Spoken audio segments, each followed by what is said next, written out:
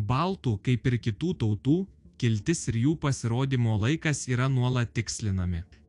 Kalbininkas Georgas Neselmanas prie Baltijos jūros gyvenančius indoeuropiečius pavadino jos vardu, bet kaip ir kada susidarė baltai aiškina archeologai.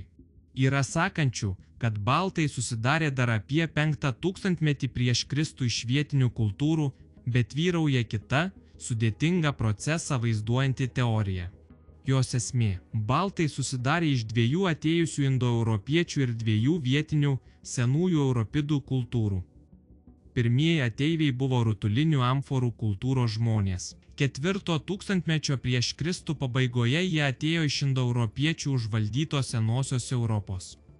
Antri plūstelėjo 3 tūkstantmečio prieš Kristų pradžioje. Juos vadina virvelinės keramikos kultūros žmonėmis. Virvelininkai darėsi nugludintus, į laivelį panašius akmeninius kovos kirvius, amforas, puodus puošė virvutės raštu, savo mirusiųjų nedegino ir laidojo pilkapiuose paguldę ant šono tarsi jie miegotų. Ateivius pasitiko vietiniai Nemuno ir Narvos kultūrų žmonės. Žemdirbių, gyvulių augintojų ir medžiotojų, nagingų amatininkų ir karių kultūra prisilietė prie naujos, indoeuropiečių, socialinės sanklodos, religijos ir papročių, naujos kalbos ir technologinių naujienų.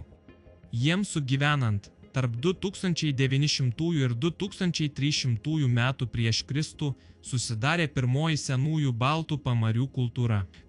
Pirmoji baltų kultūra ištirpo 2 tūkstantmečio pirmame ketvirtyje, tačiau neužilgo, apie 1700 ar 1600 metus prieš Kristų visa jėga sužibo vos ne 2 tūkstantmečius gyvavusi vakarų baltų pilkapių kultūra. Ji buvo Egipto faraonų, Kretos Mikėnų civilizacijos, graikų polių, etruskų ir Romos Respublikos laikų amžininkė.